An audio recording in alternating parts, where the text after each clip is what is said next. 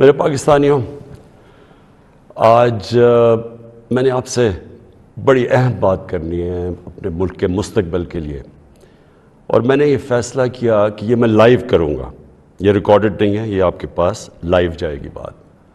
اور اس کی وجہ یہ ہے کہ پاکستان ایک اس انگریزی میں کہتے ہیں ڈیفائننگ مومنٹ پہ ہے، ایک فیصلہ کن وقت پہ ہے کہ ہم نے دو راستے ہمارے سامنے ہیں، ہم نے کون سا راستہ لینا ہے۔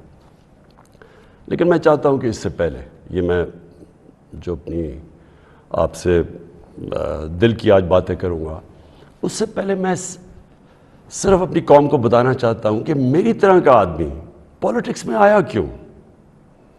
کیونکہ آپ اگر پولیٹیشنز کی زندگی دیکھیں تو ان کو کسی کو بھی کوئی پولیٹکس سے پہلے نہیں جانتا تھا۔ ان کی کوئی بڑے کم ایسے لوگ ہیں جنہوں نے زندگی میں کوئی چیز اچیو بھی کیا ہو۔ قائد اعظم محمد علی جناح بہت بڑے پولیٹیشن تھے، لیکن انہوں نے وہ ایسے تھے کہ سارے ہندوستان کے اندر وہ سب سے بڑے وکیل سمجھے جاتے تھے۔ تو ایک وہ یعنی ان کی حیثیت تھی پولیٹکس پہ آنے سے پہلے۔ لیکن اب زیادہ تر لوگوں کو دیکھیں تو پولیٹکس میں تو سے پہلے کوئی ان کا نام بھی نہیں جانتا تھا۔ تو میں تو وہ ایک خوش قسمت انسان اللہ کا خاص شکر ادا کرتا ہوں کہ مجھے تو اس نے سب کچھ دے دیا تھا۔ یعنی کوئی بھی شاید ہی کسی کو اتنی شہرت ملے، جتنا میری زندگی میں ضرورت تھی اتنا پیسہ میرے پاس تھا، سب کچھ تھا میرے پاس۔ یعنی آج بھی مجھے کوئی کسی چیز کی ضرورت نہیں ہے، اللہ مجھے سب کچھ دے بیٹھا ہے اور میں اس کا بڑا شکر گزار ہوں۔ دیکھیں، میں پاکستان کی پہلی جنریشن تھا۔ ہم وہ جنریشن تھے جو پہلے آزاد پاکستان میں پیدا ہوئے تھے۔ پاکستان میرے سے صرف 5 سال بڑا ہے۔ تو میرے ماں باپ جو تھے، میں بار بار لوگوں کو بتاتا ہوں، وہ ایک غلامی کے دور میں پیدا ہوئے تھے، وہ انگریز کے دور میں پیدا ہوئے تھے۔ اور میں جب تک بڑا ہوتا رہا، کیونکہ انہوں نے پاکستان موومنٹ میں شرکت کی تھی، وہ مجھے ہمیشہ یہ احساس دلواتے تھے کہ تم بڑے خوش قسمت ہو، آزاد ملک میں پیدا ہوئے ہو۔ تمہیں نہیں پتہ کہ جو بھی آپ کر لیں غلامی کیا ہوتی ہے، کیونکہ ایک سطح سے اوپر آپ جا ہی نہیں سکتے، کیونکہ اس کے اوپر آپ کے حکمران بیٹھے ہوئے تھے۔ تو ایک بڑا جو بھی خوددار لوگ تھے ان کو بڑا برا لگتا تھا یہ جو انگریز کی غلامی تھی۔ تو ہم بڑے ہوئے، میرے بہنیں اور میں، ہمیں یاد ہے کہ بچپن سے یہ بتایا گیا۔ تو جو یہ خودداری ہے نا، یہ ایک آزاد قوم کی نشانی ہوتی ہے۔ اور جب میں نے پولیٹکس شروع کیا، میں آپ کو بتاؤں پولیٹکس میں کیوں آیا تھا۔ میں اس لیے آیا کہ میں ایک تو پولیٹکس کا اسٹوڈنٹ تھا، یونیورسٹیز میں نے پولیٹکس پڑھی ہوئی تھی، پاکستان کی اور دنیا کی پولیٹکس کے اوپر مجھے پتہ تھا، تاریخ کا پتہ تھا۔ میں اس نتیجے پہ آیا کہ ہمارا ملک کبھی بھی وہ ملک بن نہیں سکتا جو خواب تھی علامہ اقبال کی، اور جو قائد اعظم جیسا لیڈر، یعنی جس طرح انہوں نے جدوجہد کی اس خواب کے لیے کہ پتہ تھا کہ انہوں نے زندہ نہیں زیادہ دیر رہنا۔ اور اگر آپ ان کی تاریخ پڑھیں کہ جس طرح انہوں نے کیس لڑا پاکستان کا بیماری کی حالات میں، تو یہ ہمارے یہ فاؤنڈنگ فادرز تھے۔ تو جو پاکستان کا مقصد تھا وہ تو ایک بڑا عظیم مقصد تھا کہ ہم نے ایک اسلامی فلاحی ریاست بننا تھا۔ یہ ہماری قرارداد پاکستان میں یہ لکھا ہوا ہے ہمارے فاؤنڈنگ فادرز کا کہ ہم نے ایک، جب ہم کہتے ہیں اسلامی فلاحی ریاست تو یہ سیدھا چلا جاتا ہے مدینہ کی ریاست پہ، کیونکہ ہمیشہ مسلمان اس کو ماڈل سمجھتا ہے اپنا۔ جو سنہری دور اسلام کا ہے وہ مدینہ کی ریاست تھی۔ تو جب میں نے 25 سال پہلے پولیٹکس شروع کی تو میں نے اپنی جو ہمارے مینیفیسٹو تھے اس میں 3 چیزیں رکھی۔ انصاف، اور انصاف پھر میں کوالیفائی کر دوں، انصاف ہوتا یہ ہے کہ طاقتور اور کمزور کے لیے ایک قانون ہوتا ہے۔ اور جو نبی صلی اللہ علیہ وسلم نے کہا تھا کہ تمہارے سے پہلے بڑی قومیں تباہ ہوئیں، جدھر طاقتور چوری کرے تو اس کو سزا نہ ملے اور صرف کمزور چور، چھوٹا چور جیل میں جائے۔ انہوں نے کہا قومیں تباہ ہو جاتی ہیں۔ تو جس طرح حضرت علی رضی اللہ تعالیٰ نے کہا تھا کہ کفر کا نظام چل جائے گا لیکن ظلم اور ناانصافی کا نظام نہیں چل سکتا۔ تو یہ بیسس ہے ایک انصاف، اور دوسرا انسانیت، رحم ہوتا ہے ایک اسلامی ریاست میں، جو کہ مدینہ کی ریاست میں پہلی فلاحی ریاست بنائی گئی تھی، جو میں بار بار لوگوں کو کہتا ہوں۔ تو یہ میرے دو ایمز تھے، اور تیسرا تھا خودداری۔ ایک مسلمان قوم غلام قوم نہیں بن سکتی۔ جس قوم کا نعرہ تھا پاکستان کا مطلب کیا، لا الہ الا اللہ، لا الہ الا اللہ کا تو مطلب ہی ہے کہ سوائے اللہ کے آپ کسی کے سامنے نہیں جھکتے، وہ شرک ہے۔ سب سے بری چیز اللہ کو لگتی ہے کہ جب آپ کسی کو بھی اللہ کی جگہ پہ رکھتے ہیں۔ تو یہ غلامی جو ہوتی ہے، یہ جب آپ کسی کی بھی پیسے کی غلامی، خوف کی غلامی، یہ سب شرک ہے، کیونکہ لا الہ الا اللہ انسان کو آزاد کرتا ہے۔ یہ تین تھے میرے، آج سے 25 سال پہلے آپ دیکھیں کہ میں مینیفیسٹو میں یہ تین چیزیں لکھی تھی۔ مجھے لوگ کہتے ہیں عمران صاحب آپ اسلام کا نام استعمال کرتے ہیں۔ میں اگر میرے میں اللہ ایمان نہ ڈالتا، میں پولیٹکس میں کیوں آتا؟ جس آدمی کے پاس سب کچھ ہے، مجھے یہ بتائے، وہ اپنی زندگی کے 22 سال خرچ کرے گا ایک سٹرگل میں، اور 14 سال تو تھوڑے سے لوگوں کے ساتھ تھا، 14 سال تو مذاق اڑتا تھا میرا، تو میں کیوں پولیٹکس میں اتنی دیر کوشش کی جس کے پاس سب کچھ تھا؟ مجھے اتنے لوگوں نے کہا کہ عمران صاحب آپ کو ضرورت کیا تھی پولیٹکس کی؟ میں یہ سچ آپ کو بتا رہا ہوں، بار بار مجھے لوگ کہتے ہیں آپ کو پولیٹکس میں آنے کی کیا ضرورت تھی؟ یعنی صرف آپ کو ضرورت ہی ہو تو آپ پولیٹکس میں آئیں، آپ کوئی نظریے کے لیے نہ آئیں، کوئی آپ کی بڑی ایمبیشن نہ ہو۔ ایک میں اپنے سارے جو، اور خاص طور پہ میں چاہتا ہوں میرے جو نوجوان ہیں وہ آج میرا بڑا غور سے سنے جو میں نے آپ سے بات کرنی ہے۔ دیکھیں، ایک مولانا رومی کی ایک سینگ ہے۔ مولانا رومی کہتے ہیں کہ جب اللہ نے آپ کو پر دیے ہیں تو آپ کیوں چونٹیوں کی طرح زمین پہ رینگ رہے ہیں؟ اس کا مطلب یہ ہے کہ اللہ نے ہمیں اشرف المخلوقات بنایا ہے، سب سے بڑی مخلوق، فرشتوں سے اوپر درجہ دیا ہمیں۔ فرشتوں کو کہا انسان کے سامنے جھکو، اور شیطان کو اس لیے نکالا گیا، وہ عبادت بڑی کرتا تھا، اس نے ان کا حکم نہیں مانا، اس میں تکبر تھا، اس نے کہا میں نہیں جھکتا۔ اللہ نے ہمیں پر دیے ہیں۔ مسئلہ ہمارا یہ ہے کہ ہم، کیونکہ ہمارے میں ایمان کی کمی ہوتی ہے، کیونکہ ہم اور خداؤں کی پوجا کرتے ہیں، جو سب سے بڑا جو شرک ہے وہ پیسے کی پوجا کرتے ہیں، خوف کی پوجا کی، جو وہ بڑی سپر پاور ہے، اور اگر ہم نے یہ نہ کیا تو ہم تباہ ہو جائیں گے۔ یہ خوف کا بت ہے۔ ہم انسان چونٹیوں کی طرح رینگتا رہتا ہے۔ تو پاکستان، میں نے اس کی اونچ نیچ دیکھی ہے۔ ہم نے شروع میں، ہم چھوٹے تھے، ہمیں یاد ہے جب پاکستان ایک تیزی سے اوپر جا رہا تھا، ہماری مثالیں دی جاتی تھیں۔ میں جب اسکول میں تھا پاکستان کی مثال دی جاتی تھی، یہ ساؤتھ کوریا پاکستان آیا تھا سیکھنے کے لیے کہ کیسے آگے بڑھا ہے۔ ملیشیا کے شہزادے میرے ساتھ اسکول میں پڑھتے تھے، یہاں سیکھنے آتے تھے۔ سارا مڈل ایسٹ سے لوگ یہاں پاکستان کی یونیورسٹیز میں آتے تھے۔ ہم اوپر جا رہے تھے، ہمارا ماڈل لوگ دیکھتے تھے، مثال دی جاتی تھی۔ میں نے اس کو نیچے آتے دیکھا، اور میں نے اس کو ذلیل ہوتے دیکھا اپنے ملک کو، اور میں اس کے اوپر ابھی آتا ہوں، کیونکہ جو میرے والد تھے، مجھے یاد ہے اپنے آخری دنوں میں جو ہمارے پر یہ وار آن ٹیرر کے اندر جس طرح کی پاکستانیوں کو ذلت ملی، پاکستانیوں کو میں خاص طور پہ کہہ رہا ہوں، لیکن اوور آل اسلاموفوبیا بھی تھا، لیکن پاکستانیوں کو ذلت ملی۔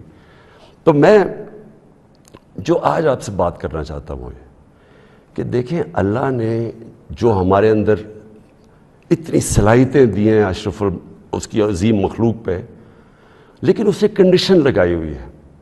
اس نے کہا ہے کہ تم نے اگر اوپر اڑنا ہے نا، جو اقبال نے اپنا شاہین کا کانسیپٹ دیا ہے کہ شاہین کیسے اقبال کا، وہ تب اوپر جاتا ہے جب وہ ریزسٹنس کے سامنے کھڑا ہوتا ہے، جب وہ مقابلہ کرتا ہے، جب وہ اپنے آپ کو مشکل وقت سے گزارتا ہے۔ ہم نماز میں صرف ایک ہی چیز مانگتے ہیں جب 5 وقت کی نماز پڑھتے ہیں کہ اللہ ان کے راستے پہ لگا جن کو نعمتیں بخشیں، ان کے نہیں جو اپنے تباہی کے راستے پہ چلے گئے. تو جو نعمتیں بخشیں، اور وہ نبی صلی اللہ علیہ وسلم اللہ کے حبیب تھے سب سے زیادہ، تو ان کو نعمتیں بخشیں. تو ان کا آسان راستہ نہیں تھا، لیکن ان کی عظمت کا راستہ تھا. میں اس لیے پاکستان کے اندر سیرت نبی اپنے بچوں کو پڑھانا چاہتا ہوں. کیوں نبی کی سیرت پڑھیں؟ کیونکہ وہ دنیا کی تاریخ میں سب سے عظیم انسان وہ تھے. تو ان کے راستے پہ اللہ کیوں ہمیں کہتا ہے چلو؟ کیونکہ وہ عظمت کا انسان کا راستہ ہے. ہم پکڑ لیتے ہیں دوسرا راستہ جو ہم سمجھتے ہیں کہ بڑا آسان راستہ ہے. اچھا جی، وہ فلانا نے حکم دے دیا ہم تباہ ہو جائیں گے، اگر اس نے وہ فلانا ملک ناراض ہو گیا تو ہمارا یہ ہو جائے گا. ہم رینگ رہے ہیں زمین کے اوپر، ہم چونٹیوں کی طرح رینگ رہے ہیں. تو میں سب سے پہلے کہ جب میں نے 25 سال پالیٹکس شروع کی تو میں نے کبھی، آپ میری کوئی سٹیٹمنٹ پڑھ لیں، میں نے ہمیشہ ایک چیز کہی، نہ میں کبھی کسی کے سامنے جھکوں گا اور نہ اپنی قوم کو کسی کے سامنے جھکنے دوں گا. یعنی اپنی قوم کو کسی کی غلامی نہیں کرنے دوں گا. یہ 25 سال کوئی میری سٹیٹمنٹس ابھی آپ دیکھ لیں، کوئی پرانی میری ویڈیوز ہیں، کبھی اس سے پیچھے نہیں ہٹا. میں جب میں اقتدار مجھے ملا تو میں نے تب فیصلہ کیا کہ ہماری فورن پالیسی آزاد ہوگی. آزاد فورن پالیسی کا مطلب ہوتا ہے کہ وہ فورن پالیسی جو پاکستانیوں کے لیے ہوگی، ہمارے مفادات کے لیے ہوگی. اس کا قطعی یہ مطلب نہیں ہے کہ ہم کسی سے دشمنی کریں گے، ہم کسی کو کے خلاف ہوں گے، ہم کوئی اینٹی امریکن ہوں گے یا اینٹی انڈیا ہوگا یا اینٹی یورپین ہوں گے. میں تو سب سے پہلے، میں وہ پاکستانی ہوں سب سے زیادہ ہندوستان کے اندر جو جانتے تھے اور جو رسپیکٹ اور میری دوستیاں تھیں وہ میں پاکستانی تھا کرکٹ کی وجہ سے. میں امریکہ کو بڑی اچھی طرح جانتا ہوں، ان کے پولیٹیشنز، ان کے لوگوں کو جانتا ہوں. انگلینڈ کو تو آپ اس طرح کہ میرا دوسرا گھر تھا ایک وقت، تو میں تو جانتا ہوں. میں نے کبھی یہ نہیں، کبھی کسی بھی انسانی معاشرے میں کبھی اس کے خلاف ہو ہی نہیں سکتا. ہاں، ہم ان کے اندر جو ان کی غلط پالیسیز ہے اس کی میں تنقید کرتا ہوں. میں نے جب پاکستان نے شرکت کی وار آن ٹیرر میں، یعنی جب جنرل مشرف ہمیں امریکہ کی جنگ میں لے کے گئے، میں اس میٹنگ میں تھا، میں اس کمرے میں تھا. اسی کمرے کے اندر سارے پولیٹیشنز بیٹھے ہوئے تھے، جس کے اندر ہیڈز آف پارٹیز بلائے تھے، جس طرح باقی بھی تھے، میں بھی تھا. اسی کمرے کے اندر ہمیں کہا گیا کہ جی اگر ہم نے امریکہ کی حمایت نہ کی تو انگریزی کا لفظ وونڈڈ بیئر کی طرح ہے، ایک زخمی ریچھ کی طرح ہے، وہ ہمیں نہ غصے میں شاید ہمیں نہ مار دے. اور مجھے یاد ہے میں نے بار بار میڈیا پہ، پارلیمنٹ میں، ہر جگہ میں نے کہا کہ ہمارا اس جنگ سے کوئی لینا دینا نہیں تھا. 9/11 میں کوئی پاکستانی ملوث نہیں تھا. ہمیں کیا ضرورت ہے کہ ہم اپنے ملک کو کسی کی جنگ میں لے جائیں؟ ہم ان کی مدد کریں. اگر انہوں نے ان کے ملک میں دہشت گردی ہوئی ہے، ہم دہشت گردی کے خلاف ہیں، ہمیں ان کی مدد کرنی چاہیے. لیکن کیا اس کا مطلب یہ ہے کہ ہم پاکستانیوں کو قربان کر دیں کسی کی جنگ میں؟ اور پھر ہم نے غلطی کیا کی؟ سب سے بڑی جو جنرل مشرف نے غلطی کی، 80 کی دہائی میں ہم نے پاکستان فرنٹ لائن سٹیٹ بن گیا جی کہ ہم امریکہ کے حمایتی ہیں، ہم اس کے ایلائی ہیں، ہم سوویت یونین کے خلاف جہاد لڑ رہے ہیں. اور ساری جہاد پاکستان کے قبائلی علاقے سے لڑی گئی، اور باہر سے لوگ ہم نے بلائے اور ہم نے ان کو ٹرین کیا، اور یہاں سے مجاہدین گروپس گئے، ہم نے ان کی پوری حمایت کی. ان کو بتایا کہ فورن آکوپیشن، کیونکہ ہم اس لیے لڑ رہے ہیں کہ افغانستان کے اوپر فورن آکوپیشن ہے، اس لیے ہم لڑ رہے ہیں جہاد. اور سارے ہمیں بتایا گیا کہ کتنا بڑا پاکستان بڑا رول پلے کر رہا ہے. جیسے ہی وہ جہاد ختم ہوتی ہے، سوویت یونین ہارتا ہے، امریکہ یہاں سے چلا جاتا ہے، سوویت یونین ادھر چلا جاتا ہے، اور 2 سال کے بعد وہی امریکہ جو ہمارا دوست تھا، جس کے لیے جو ہم اکٹھے جنگ لڑ رہے تھے، وہ ہمارے اوپر سینکشن لگا دیتا ہے، پریسلر سینکشنز. 9/11 آ جاتا ہے پاکستان کی، پھر امریکہ ضرورت پڑ جاتی ہے. یہ جو ابھی میں نے آپ کو کہا کہ اسی کمرے کے اندر فیصلہ ہو رہا ہے کہ جی ہم امریکہ کی ہمیں حمایت کرنی چاہیے. ہم نے کہا کہ ہاں ٹھیک ہے، حمایت یہاں تک ٹھیک ہے کہ ہم سارے دہشت گردی کے خلاف ہیں، ان کے خلاف ایکشن لیں، لیکن جو حمایت ہم نے کی، جو پاکستانیوں کی جانوں کی قربانی دی گئی، کسی اور امریکہ کے ایلائی نے اس طرح کی قربانیاں نہیں دی. کوئی نیٹو بھی امریکہ کے ساتھ تھا، کوئی ایک ملک بتائیں جو 80,000 اپنے لوگ مروا لے، جس کا سارا قبائلی علاقہ، اور میں یہ آج پھر سے کہنا چاہتا ہوں، دیکھیں میں قبائلی علاقے کو باقیوں سے بہتر جانتا ہوں. میں نے وہ سارا قبائلی علاقہ پھرا ہوا ہے، میں نے کتاب لکھی ہوئی ہے، میں اس کی تاریخ جانتا ہوں. قبائلی علاقہ پاکستان میں سب سے پرامن علاقہ تھا. وہاں کرائم ہوتی نہیں تھی، کوئی ان کے ریکارڈ میں، یعنی ہمیشہ سے وہ کرائم فری ایریا تھا. جو قبائلی علاقے کے لوگوں سے ہوا ہماری اس جنگ میں شرکت کرنے سے، آپ اندازہ نہیں لگا سکتے کہ وہ لوگوں کے اوپر، بیچاروں کے اوپر کیا گزری. وہاں لوگ مارے گئے، وہ ادھر سے لوگ کھڑے ہو گئے جن لوگوں کو، اب سوچیں ہم لوگوں کو کہہ رہے ہیں کہ جہاد کرنا اگر باہر سے آکوپیشن ہو وہ سب سے عظیم چیز ہے، اور اب امریکن جب وہاں پہنچ گئے تو ہم نے کہا نہیں اب دہشت گردی ہے. اب ظاہر ہے وہ لوگوں کو آپ 10 سال میں ایک طرف سے دوسری طرف تو نہیں لے جا سکتے تھے، وہ انسان تھے، ان کو ہم نے یہ بتایا ہوا تھا کہ یہ جہاد ہے. وہ جب انہوں نے پاکستان کے خلاف شروع ہو گئے، اور وہ جو پرانے جہادی گروپس ٹرین کیے تھے وہ بھی پاکستان کے خلاف ہو گئے. تو اس سے انہوں نے ہمیں کہا کہ ہم کولیبریٹرز ہیں امریکہ کے. جہاں جو پاکستان میں خود کش حملے ہوئے، جو قبائلی علاقہ اجڑا گیا، جو یہاں میں پتہ نہیں کتنے ہسپتالوں میں گیا، میں تو جو لوگ بچ گئے تھے، کسی کی ٹانگیں نہیں ہیں، کوئی چل نہیں سکتا، کسی آنکھیں نہیں ہیں، ہاتھ اڑے ہوئے ہیں. تو اس ساری جو ہم نے جب اس کی اتنی زیادہ قربانیاں دی اپنے ملک کی، اس کا کوئی کریڈٹ ملا پاکستان کو؟ کیا کسی نے کہا کہ آپ نے بڑا زبردست کام کیا، شکریہ پاکستان؟ یہ نہیں ہوا. وہاں سے آوازیں آنی شروع ہو گئیں. افغانستان کی، یہ افغانستان آزاد ہونے سے پہلے کی بات کر رہا ہوں میں، کہ جی پاکستان کی دوگلی پالیسی کی وجہ سے وہ نہیں جیت سکتے. یہاں ہمارے لوگوں کو بار بار کہا گیا کہ ڈو مور، کہ ابھی آپ نے اور نہیں کیا. ڈرون اٹیکس ہوئے، ڈرون اٹیکس میں جتنے بے قصور لوگ مارے گئے، مجھے یاد ہے میں گیا وہاں باجوڑ میں ڈرون اٹیک ہوا، 80 مدرسے کے بچے مار دیے.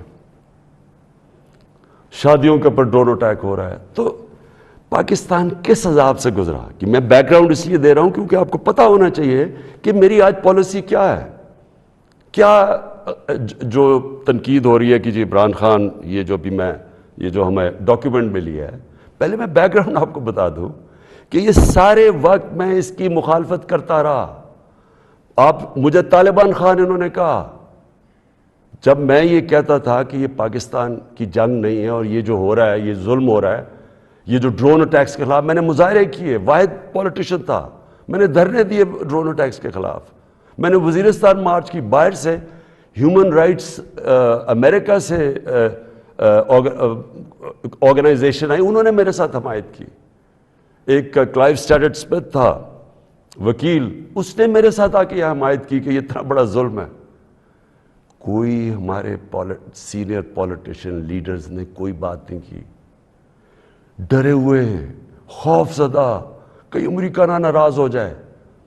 کون سے قانون میں یہ لکھا ہوا ہے کہ آپ کا اپنا، جس کے لیے آپ جنگ لڑ رہے ہیں، وہی آپ کے ملک میں آئے، ڈرون اٹیک کرے، جج جوری ایکسیکیوشنر، یعنی وہی فیصلہ کرے کون دہشت گرد ہے، اس کو مار دے، کوئی پتہ نہ تحقیق ہو کہ جی کوئی بے قصور آدمی تھا یا واقعی دہشت گرد تھا. ہماری حکومتوں نے پوری طرح اس جرم میں شرکت کی، اور جو وہاں کے جن کے رشتہ دار مرتے تھے، جن کے کوئی بے قصور لوگ، عورتیں، بیوی، گھر مرتے تھے، وہ ہمارے اوپر پھر حملے کرتے تھے. وہ ہمیں سمجھتے تھے کہ ہم ان کی مدد کر رہے ہیں جو کہ ان کے اوپر ظلم کر رہے ہیں. تو لہٰذا ہر طرف پاکستانیوں نے سفر کیا. تو میں جب حکومت ملی تو میں نے پہلے دن سے یہ کہا کہ پاکستان کی فارن پالیسی پاکستان کے لوگوں کے لیے ہوگی. ہم کوئی ایسی فارن پالیسی نہیں بنائیں گے جو کہ کسی اور کی تو بہتری ہو لیکن ہمارے ملک کو نقصان پہنچے. کہ یہ کسی کے خلاف نہیں تھی, یہ اینٹی امریکن یا اینٹی یورپین, اینٹی انڈین بھی نہیں تھی. انڈیا کے خلاف صرف جب انہوں نے کشمیر کے اوپر انٹرنیشنل قانون توڑا, جب انہوں نے کشمیر کا سٹیٹس لیا 5 اگست 2019 میں, تب میں نے ان کے خلاف بات کی اور ہر فورم پہ کی. لیکن میں نے کوشش اس سے پہلے پوری کی ہندوستان سے دوستی کی. تو میں آج جو آپ کے پاس یہ ساری بات کرنے کے لیے اس لیے آیا ہوں کہ ابھی ہمیں 8 مارچ کو یا اس سے پہلے 7 مارچ کو ہمیں ایک امریکہ نے ایک باہر سے ملک نے, میں نام مطلب میرا کہ کسی اور باہر سے ملک سے ہمیں میسج آتی ہے, اور میں اس لیے آپ کے سامنے یہ میسج کی بات کرنا چاہتا ہوں اور میں اس لیے لائیو بھی کر رہا ہوں کہ یہ ایک کسی آزاد ملک کے لیے جس طرح کی ہمیں میسج آئی ہے, یہ ہے تو پرائم منسٹر کے خلاف ہی صرف, لیکن یہ ہماری قوم کے خلاف ہے. مجھے جو اس سے سب سے زیادہ تکلیف ہے وہ یہ نہیں ہے کہ یہ اس میسج میں واضح یہ لکھا ہوا ہے کہ جناب اگر یہ جو عدم اعتماد, اور ان کو پہلے سے ہی پتا تھا, ابھی اعتماد یہاں درج نہیں ہوئی تھی, ان کو پہلے سے ہی پتا چل گیا کہ عدم اعتماد کی آ رہی ہے پاکستان کے اندر, یہ اپوزیشن رکھنے لگی ہے. تو اس کا مطلب کہ یہ جو ہو رہا تھا یہ پہلے سے ہی ان کے باہر کی لوگوں سے رابطے تھے. اچھا, اس میں پھر مزیدار چیز یہ ہے کہ وہ یہ پاکستان کی قیادت یا پاکستان کی گورنمنٹ کے خلاف نہیں ہے, وہ صرف عمران خان کے لیے. وہ یہ کہتے ہیں کہ ہمیں, اور ایک بہانہ مارتے ہیں کہ ہمیں کیوں غصہ ہے پاکستان پہ, لیکن کہتے ہیں کہ وہ غصہ تب بالکل ٹھیک ہو جائے گا, ہم معاف کر دیں گے پاکستان کو اگر عمران خان یہ عدم اعتماد کی یہ ہار جاتا ہے. یعنی اگر عمران خان چلا جاتا ہے تو پاکستان کو معاف کر دیتے ہیں, لیکن اگر یہ عمران خان کے خلاف فیل ہو جاتی ہے تو پھر پاکستان کو ایک مشکل وقت کا سامنا کرنا پڑے گا. دیکھیں, جو پھر سے میں یہ کہتا ہوں کہ ایک الیکٹڈ پرائم منسٹر کے خلاف کوئی بھی دوسرا ملک یہ اس طرح, اور یہ ریکارڈڈ ہے, یہ میں آپ کو یہ بتا دوں کہ یہ نہیں کہ یہ میں دیکھ رہا ہوں کئی میڈیا کے لوگ اس کو کور کرنے کی کوشش کر رہے ہیں کہ جی نہیں وہ ایسا نہیں تو فلانا نہیں تو وہ پتہ نہیں, یہ نہیں, یہ آفیشیل ڈاکیومنٹ ہے جو گورنمنٹ آف پاکستان کو, ہمارے ریپرزینٹیٹیو امبیسڈر کو نوٹس لے رہے تھے لوگ, جس میں یہ کہا گیا, اور یہ کہا بیسکلی یہ کہا گیا کہ اگر عمران خان رہتا ہے وزیر اعظم تو ہم آپ کے ساتھ ہمارے آپ تعلقات بھی خراب ہو جائیں گے اور آپ کو مشکلوں کا سامنا کرنا پڑے گا. تو میرا سب سے اپنی قوم سے آج یہ سوال ہے کہ کیا یہ ہماری حیثیت ہے, 22 کروڑ کی ہم قوم ہیں, کہ ہمیں ایک کوئی باہر کا ملک, اور کوئی وجہ بھی نہیں بتا رہا, کوئی اس میں کوئی وجہ نہیں, بس یہ کوئی ایک چیز بتا دی کہ جی وہ عمران خان نے اکیلا کو فیصلہ کیا روس جانے کا, حالانکہ جب رشیا جانے کا فیصلہ تھا اس کے اندر ہماری ساری فارن آفس کی پوری مشاورت تھی, ہماری ساری عسکری قیادت کی مشاورت پوری تھی. میں نے بلکہ فارن سیکرٹریز کو اسی کمرے میں بلایا جو پرانے ریٹائرڈ تھے, ان سے ہم مشاورت کر کے گئے. لیکن اس کے اندر لکھا ہوا کہ نہیں, صرف وہ ہمارا ایمبیسڈر ان کو بتا رہا ہے کہ نہیں یہ مشاورت سے, اس نے کہا نہیں یہ صرف عمران خان کی وجہ سے گیا. اور پھر انہوں نے یہ جو باقی لکھا کہ اگر جب تک وہ ہے تو ہمارے تعلقات اچھے نہیں ہو سکتے. اب میرا سوال یہ ہے کہ وہ اصل میں یہ کہہ رہے ہیں کہ یہ جب جائے گا تو جو باقی جو آئیں گے واپس, جو دوسرے عمران خان کی جگہ آئیں گے, ان سے ہمیں کوئی مسئلہ نہیں ہے. تو میں اصل اپنی قوم کے سامنے یہ چیز رکھنا چاہتا ہوں میرا یہ جو آج آپ سے بات چیت کرنے کا ہے، یہ تو نہیں ہے کہ کوئی باہر سے ایک ملک چلے یہ کہہ دے کہ ہاں جی ہمیں نہیں پسند آپ کی فورن پالیسی، پتہ نہیں کوئی وجہ کیا بتا رہا ہے کہ جی آپ روس چلے گئے، وہ تو اور یورپین لیڈرز بھی روس چلے گئے تھے، لیکن خاص پاکستان کو کہ آپ کیوں چلے گئے ہیں، جس طرح کہ ہم کوئی ان کے نوکر ہیں۔ لیکن جو اس میں سب سے ڈسٹربنگ چیز کیا ہے کہ ان کے رابطے ان لوگوں سے ہیں جن کے ذریعے یہ ساری سازش ہوئی ہے، جو یہاں بیٹھے ہوئے ہیں۔ اور یہاں کون بیٹھے ہوئے ہیں؟ 3 سٹوجز۔ سٹوجز کا مطلب ہوتا ہے جو کہ بڑے وفادار غلام ہوتے ہیں۔ یہ وہ لوگ ہیں، اب یہ ذرا سن لیں کہ یہ چاہ کیا رہے ہیں۔ یہ چاہ یہ رہے ہیں کہ عمران خان جائے، لیکن اگر یہ آ جائیں واپس، یہ جو ابھی جنہوں نے عدم اعتماد کیا ہوا ہے، تو پھر سب ٹھیک ہو جائے گا۔ تو سب سے پہلا میرا سوال یہ ہے کہ کیا یہ اپنے ملک کے اندر اجازت دیں گے کسی کو قیادت میں آنے کے لیے جن کے اوپر نیب کے کیسز ہوں، جن کے اوپر اربوں روپے کے کیسز ان کی عدالتوں میں ہوں، وہ جو کہ ایک مجرم ڈکلیئر کر دیا گیا پاکستان کی عدالت نے، جو کہ جھوٹ بول کے بھاگا ہوا ہے؟ کیا وہ ان لوگوں کو جن کے اوپر باہر ان کے ملکوں میں، باہر کے ملک مضمون لکھے ہوئے ان کی چوری کے اوپر، کرپشن پہ، BBC کی 2 ڈاکیومنٹریز آئی ہوئی ہیں ان کی چوری کے اوپر، کیا اپنے ملک میں اس طرح کے لوگوں کو ایک قیادت پہ آنے دیں گے؟ اور اگر اپنے ملک میں اتنی سی جھوٹ بولنے پہ یہ نکال دیتے ہیں ایک پرائم منسٹر کو، ہیرلڈ میک ملن تھا، جھوٹ بولنے میں اس کو نکال دیا، چھوٹی چھوٹی چیزوں کے اوپر وہ اتنا اپنے لوگوں کا، ان کا جو اخلاقی معیار ہے وہ اس سطح پہ ہے، چھوٹی سی چیز پہ وہ نکال دیتے ہیں۔ تو ہمارے ملک میں جو کہ نیب میں اربوں روپے کے کیسز ان کے، اور اب نہیں 30 سال سے ان کے اوپر کیسز ہیں، پہلے جو کیسز تھے وہ جنرل مشرف نے ان کو NRO دی، وہ سارے کیسز معاف کروائے، پھر یہ 10 سال میں مزید اور کیسز چڑھ گئے اربوں روپے کے۔ ان کو یہ کہہ رہے ہیں کہ وہ ٹھیک ہے، وہ ٹھیک ہے، لیکن عمران خان ان کو پسند نہیں ہے۔ مجھے جو اگلی چیز سمجھ نہیں آ رہی، اور میں یہ اپنی قوم سے پوچھنا چاہتا ہوں کہ جب ان کو بھی پتہ ہے، کیونکہ یہ یاد رکھنا میرے پاکستانیوں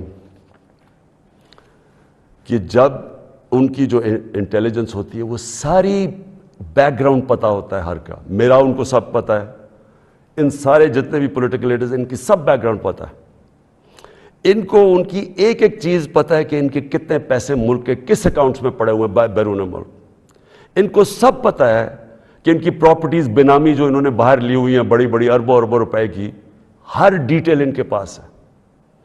ایک ہمارا ینگ پولیٹیشین ہے، ایک کتاب ہے رون سوسکنڈ کی، دا وے آف دا ورلڈ، اس کتاب میں وہ لکھتا ہے کہ ان کی نیشنل سیکیورٹی جو تھی وہ ٹیپ کر رہی ہے، اس کی والدہ اس کو ٹیلی فون کر کے بینک اکاؤنٹس بتا رہے ہیں، یعنی ادھر تک ان کو پتہ ہے۔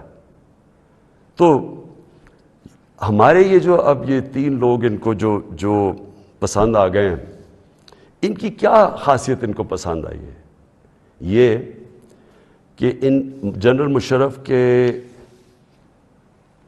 سالوں کے اندر 11 ڈرون اٹیک تھے، ان دونوں کے یہ بلکہ سارے یہ تینوں اکٹھے اقتدار میں تھے، ان کے 10 سال میں اس ملک میں 400 ڈرون اٹیکس ہوئے، ایک دفعہ ان کے منہ سے نہیں نکلا کہ مذمت کرتے ہیں ہم۔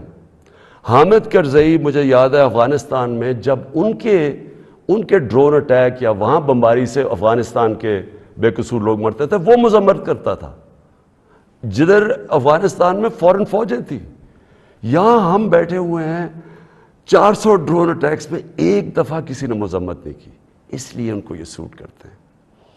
مولانا فضل الرحمان کی ایک وکی لیکس کیا تھی کہ ایک جس طرح پینما پیپرز کا انکشاف ہوا تھا، یہ ایک انٹرنیشنل انکشاف ہوا تھا، لیک ہو گئے تھے سیکرٹ پیپرز یا ڈاکیومنٹس، تو پینما جو وکی لیکس میں وہ انکشاف ہوتا ہے کہ جو پاکستان کے اندر امریکی ایمبیسڈر تھی این پیٹرسن، اس کو مولانا فضل الرحمان اس کو فضل الرحمان کہتا ہے کہ مجھے موقع دے دیں، میں بھی وہی خدمت کروں گا جو باقی آپ کی خدمت کرتے ہیں.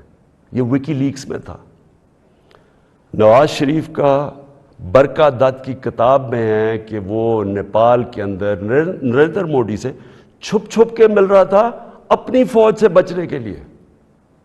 ڈان لیکس میں کیا تھا؟ ہندوستان کو میسیجنگ ہو رہی تھی کہ جناب میں فوج کے ساتھ، اگر فوج یہ کریے تو فوج کریے، میں نہیں کر رہا. یہ سوچیں کہ کبھی آپ سوچ سکتے ہیں کہ میرے آرمی چیف کو، جنرل باجوہ کو کوئی باہر کی قوت کہے کہ جی یہ دہشت گرد ہے، اور میں چپ کر کے بیٹھا رہا ہوں اور وہ میری تعریف کرے اور اس کو برا بھلا کہے. جنرل راحیل شریف کو نریندر مودی دہشت گرد کہہ رہا تھا، دہشت گرد کا چیف، اور نواز شریف سے دوستی تھی اور شادیوں پہ انویٹیشن تھی. یہ ان لوگوں کو یہ چاہتے ہیں. آصف زرداری کا باب وڈورڈ کی کتاب کے اندر ہے کہ ان کے سی آئی اے چیف جب ان سے کہتا ہے، وہ کولیٹرل ڈیمیج کی بات کی. کولیٹرل ڈیمیج کا مطلب کہ جب بم گرتا ہے تو بے قصور لوگ مارے جاتے ہیں. تو اس کو کہتا ہے کہ فکر نہ کریں اگر ڈرون اٹیک میں بے قصور لوگ مارے جاتے ہیں، مجھے نہیں فرق پڑتا. یہ پاکستان کا پریزیڈنٹ کہہ رہا ہے دوسروں کو، جس کو تھوڑا سا، اور کتاب میں وہ لکھتا ہے کہ وہ حیرت انگیز حیرت آتی ہے کہ یہ کیسے ملک کا صدر بات کر رہا ہے. اس طرح کے لوگ ان کو پسند ہے. اور شہباز شریف، اس کی سٹیٹمنٹ کہ جی عمران خان نے بڑی غلطی کی ایبسلوٹلی ناٹ کہہ کے. یعنی یہ جو ان کے دور میں ایبسلوٹلی ناٹ کیا تھا، میں نے صرف یہ بات کہی کہ ہم امن میں آپ کے ساتھ ہیں، ہم جنگ میں آپ کے ساتھ نہیں ہیں، ہم کسی کانفلکٹ میں آپ کے ساتھ، لیکن جو بھی آپ امن افغانستان میں کہیں چاہتے ہیں ہم ساتھ ہیں آپ کے. میری پالیسی آپ میں بتاؤں کہ کیونکہ ہم انڈیپینڈنٹ ہیں، یعنی ہم ایک انڈیپینڈنٹ فارن پالیسی چاہتے ہیں، ہماری کریڈیبلٹی ہوتی ہے کہ ہم ثالث کا کردار پلے کر سکتے ہیں. وہ صرف تب ہوتی ہے جب آپ لوگ سمجھیں کہ آزاد ہے آپ کی فارن پالیسی.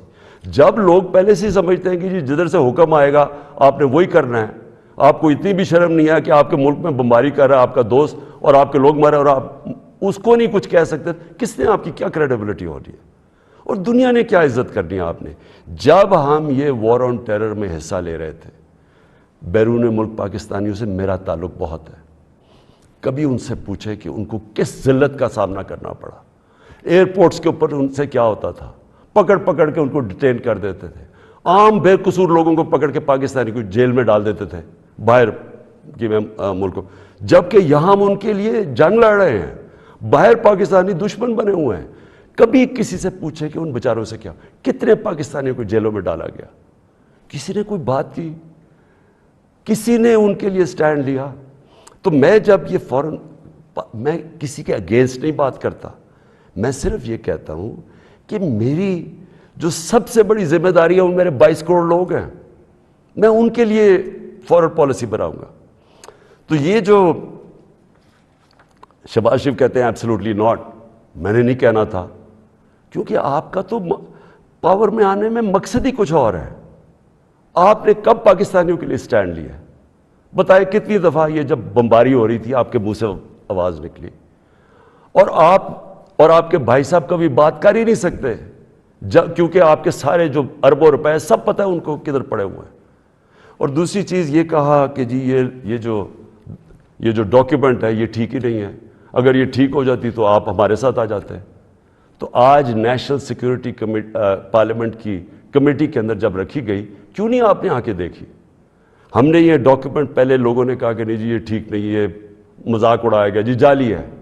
پہلے میں نے کیبنٹ میں رکھی، ساری کیبنٹ کو بتایا گیا، منٹس کیبنٹس کے بنے کیونکہ سب سے ٹاپ فورم پاکستان کا وہ ہے.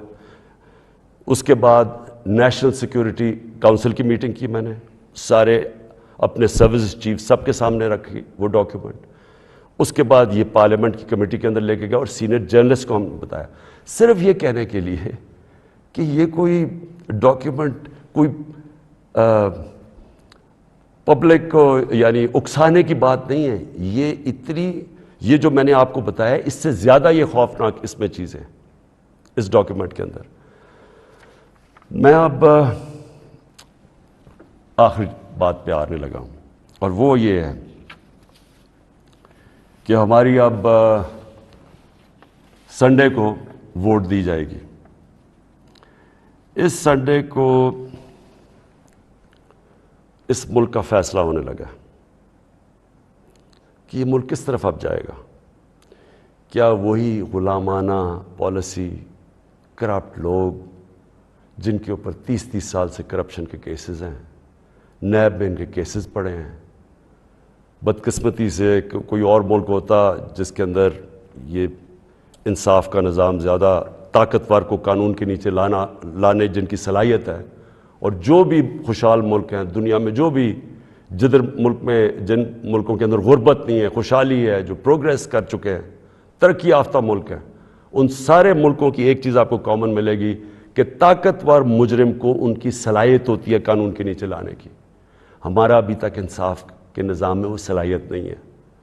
یہ ہماری بڑی بدقسمتی ہے کہ اربوں روپے کے ان کے پاس کیسز ہیں، کچھ نہیں ہو رہا. تو کیا قوم ان کو پھر جو 30 سال سے کہہ رہے ہیں، اچھا کہہ رہے جی عمران خان نے ملک بڑا خراب، آج کیوں یہ سارا کر رہے ڈرامہ عمران خان نے ملک خراب کر دیا؟ عمران خان تو ابھی 3.5 سال ہوئے، 30 سال سے تو آپ باریاں لے رہے ہیں اس ملک کے اوپر. تو یہ اگر ملک خراب تھا، یہ اگر حالات برے تھے تو یہ کیا 3.5 سال میں ہو گئے ہیں؟ اور میں چیلنج کرتا ہوں کہ 3.5 سال میں جو ہم نے کیا ہے کسی بھی فورم، انڈیپینڈنٹ ماہرین کو آپ بٹھائے ان سے پوچھیں، میں چیلنج کرتا ہوں کہ 3.5 سال میں جو پاکستان میں ہوا ہے کہ ان کے کسی دور میں نہیں ہوا. تو یہ جو اب سارے اکٹھے ہیں، یہ اب قوم نے فیصلہ کرنا ہے کہ کیا یہ جو ووٹ ہونی ہے سنڈے کو، اس میں کون کدھر جائے گا. مجھے لوگوں نے کسی نے کہا جی وہ عمران خان آپ ریزائن کر دیں. میں ریزائن کر دوں؟ میں جو میرے ساتھ کرکٹ کھیلتے تھے وہ ساری دنیا 20 سال جو میں کھیلی ہے، آخری گیند تک میں مقابلہ کرتا ہوں.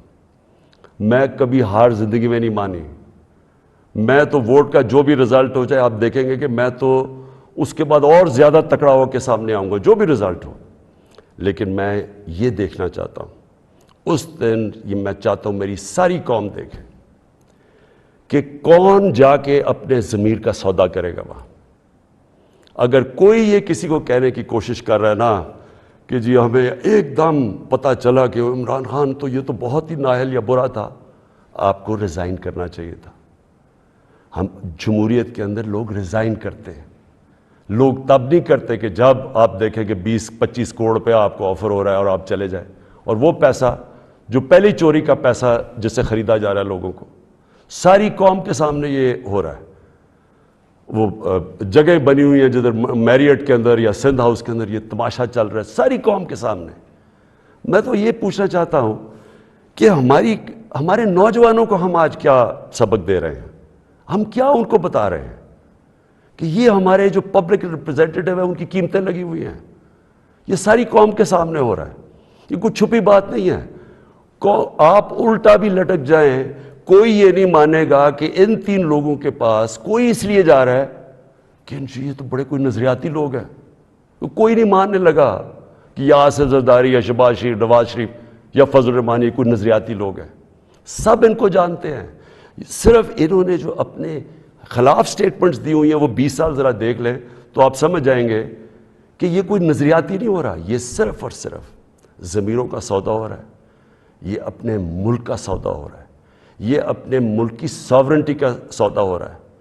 اور یہ جو ہوگا، میں ابھی بھی لوگوں کو یہ، کیونکہ مجھے ابھی بھی امید ہے کہ جو ہمارے لوگ اپنا سودا کر کے وہاں بیٹھے ہوئے ہیں، میں ابھی بھی آپ سے یہ کہتا ہوں کہ ہمیشہ کے لیے یہ آپ کے اوپر ایک مور لگنے لگی ہے.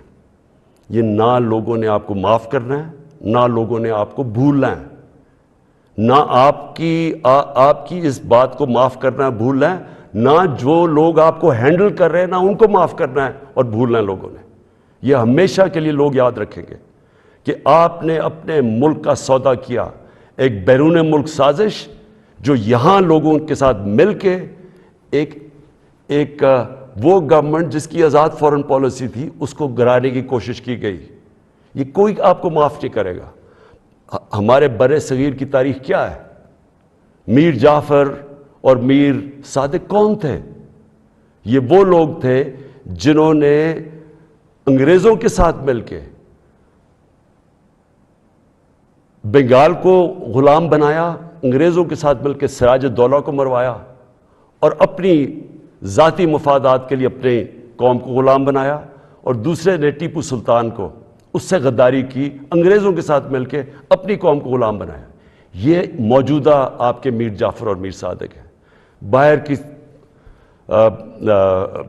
قوتوں کے ساتھ مل کے ایک ملک کے اندر یہ وہ چینج لے کے آ رہے ہیں جو کہ یاد رکھیں، میں پھر رپیٹ کرتا ہوں، ساری زندگی یہ قوم آپ کو بھولنے نہیں دے گی۔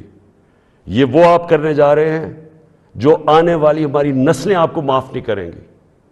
اور میں آپ کو یہ بھی بتا دوں آج کہ اگر آپ کا یہ خیال ہے کہ یہ سازش کو کامیاب ہونے دیں گے، میں اس کے سامنے کھڑا ہوں گا۔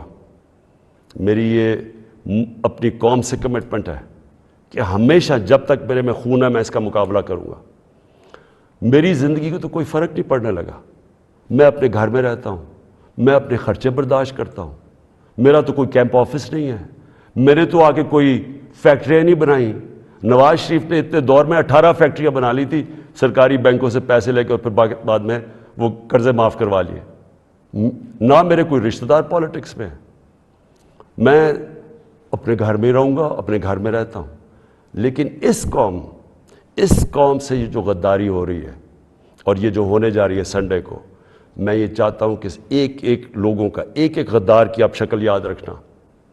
یہ جتنا بھی ہے کہ اپنے لوگوں کو بتانے کی کوشش کریں کہ جی وہ ہو ایک دم ہمیں پتہ چلا ہے کہ یہ کیا ہوا ہے، یہ کتنا برا وقت گزرا تھا، لوگ آپ کی کوئی بات ماننے نہیں لگے۔ یہ قوم جو ہے، میں پھر سے رپیٹ کرتا ہوں آپ کو، میں آخری بات کہنے لگا ہوں، یہ قوم نہ یہ بھولے گی، نہ آپ کو معاف کرے گی، نہ جو لوگ آپ کے پیچھے ہیں ان کو معاف کرے گی۔ اور یہ اگر آپ کا کسی کا خیال ہے کہ عمران خان چپ کر کے بیٹھ جائے گا، کسی خوش فہمی میں نہ رہے۔ میرے میں اللہ نے مقابلہ کرنے کی صلاحیت دی ہے، ساری زندگی میں نے مقابلہ کیا ہے۔ میں کوئی وہ آدمی نہیں جس نے بیٹھے بیٹھے کسی نے پرچی دکھائی کہ جی مجھے تو پرچی میں پارٹی وراثت میں مل گئی ہے، یا میرا کوئی باپ کچھ تھا، یا میرا کوئی فلانا کچھ تھا، یا میں سریا لگاتے لگاتے جنرل جلانی کے گھر پہ مجھے کوئی وزارت مل گئی اور پھر چیف منسٹر۔ میں نے سٹرگل کر کے یہاں پہنچا ہوں، مجھے سٹرگل کرنی آتی ہے، مقابلہ کرنا آتا ہے۔ میں کسی صورت اس سازش کو کامیاب نہیں ہونے دوں گا۔